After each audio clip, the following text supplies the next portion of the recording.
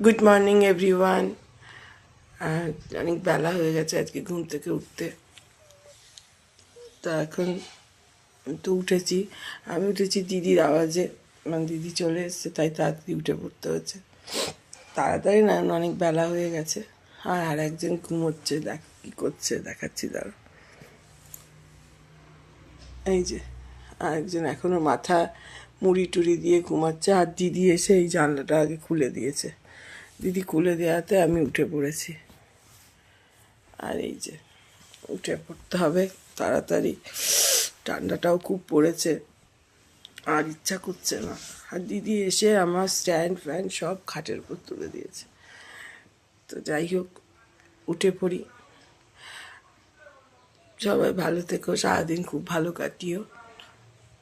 আশা করি তোমরা সবাই ভালো আছো, আমিও আগের থেকে ঠিক আছি। তো এখন উঠে ফ্রেশ ট্রেশ হয়ে তারপর চা টা করে মায়ের কাছে মানে নিয়ে আসবো, মাকেও ডাকবো। তো চলো এখন উঠি। উঠে দেখি দিদি কী করছে না করছে। আজকে উঠতে ইচ্ছা করছে না একদম।